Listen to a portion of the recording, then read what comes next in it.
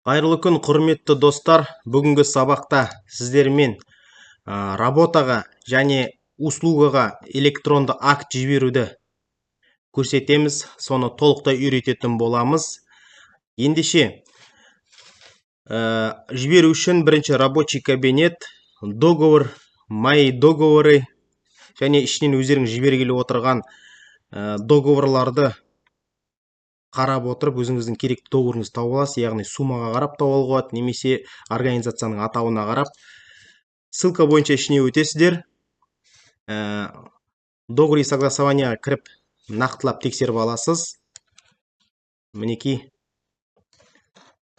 бізде пошив одежды. Так, келесі информация об оплате. Создать электронный акт. Создать. Және мынау көрсетілген ссылка бойынша өтеміз. Мұнда прикрепить файл деп тұр. Осы прикрепить файлға өзіміздің накладнойымыздың сканер вариантын немесе фотосын жүктейтін боламыз. Үстінен басамыз. Бізде рабочий кабинетте. Мінекей, мұнда сақтаған болатымыз рабочий кабинетке. Накладная пошив. Открыть. ECP ключтің RCA-сын таңдаймыз, яғни мынау көк түсті. Ағылшын тіліне тілді ауыстырып, парольді жазамыз. Мінекей, жүктеліп жатыр накладной.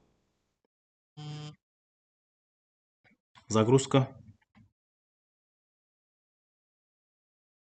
Загрузканы күтеміз. Міне жүктелді. Загрузить документ бастық. Мінекей, біздің құжатымыз толықтай жүктелді. Астындағы добавить работу.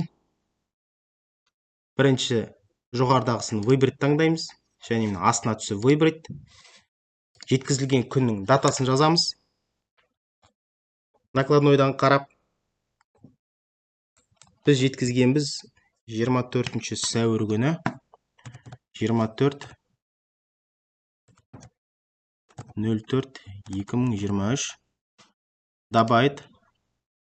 Қайтадан добавить работу. Бізде екі товар, екі пошив киімі болды. Работа деп тұр, байқаған болсыздар. Екіншісін таңдаймыз. Выбрать. Датасы жазылады. 24.04.2023. Добавить. Жоғарыда міне көріп тұрсаңыздар, екеуі жүктелді, мінекей. Келесі добавить представителя. Стрелканың үстінен басамызда утверждающий от поставщиканы басамыз және выбрать таңдаймыз. Келесі бұл жерде товарды жүктегендегідей накладной деген пункт болмайды. Жоғарыға көтерілеміз. Внутренняя ценностьті басамыз. Создать. Ссылкаға өтеміз. Міне көріп тұрғандарыңыздай, мына жерде көрсетілген суммаларды көшіріп аласыз, копировать, және мына X деп тұрған жердің қасына қоясыз. Міне 240 мың жоғарыда, астында бірдей жазылып тұр. Және де мына жердегі 170 дегенді көшіріп аласыз да X-тің жанына тоже қоясыз. Мынаны сохранить басасыз. Жоғардағыны. Мына астына екеу болып шығып кетті. Көрген боларсыздар. Астындағысы 170 мың теңгенікін. Так. Қайтадан жасайық. Қойдық. И сохранить. Бұл да екеу болып шықты. Көрдіңіздер, жоғарыда да екеу, астында да екеу болып тұр. Подписать. Мінекей, RCA-ны таңдаймыз. Қол қоямыз. Бағалап кетіңіз дейді. 10 бағасын қоямыз. Сохранить. Мінекей, осымен аяқталды. Актқа өтеміз. Кері қарай внутренний ценностьқа бассақ, міне утвержден деп тұр. Яғни дұрыс жасалды. Актқа өтеміз. Ссылкаға кіреміз. Кіремізде бәрі толтырылды. Утвердить батырмасын басасыздар. Утвердить. RCA арқылы қол қоямыз.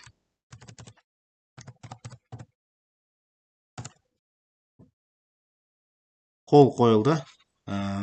Жоғарыдағы кез келген жерге басуға болады. Біз односторонний расторжение үстінен басамыз да қайтадан информация об оплатеге өтеміз. Өткен кезде мінекей актымыз на согласование у заказчика деп тұр. Яғни заказчик біздің актты қабылдау керек. Заказчик қабылдағаннан кейін статус осы жерде утвержден деп келіп тұрады. Содан кейін яғни счет фактураны, электронды счет фактураны жіберуге болады. Жақсы, рахмет. Табысты тендерларыңыз көп болсын. Пайда қуатты болыңыздар. Каналға тіркеліп, лайк басып, комментарий жазып кетіңіздер. Алдағы уақытта сіздерге пайдалы, жақсы видеоларды салып отыратын боламыз. Жақсы күндерде жүздескенше.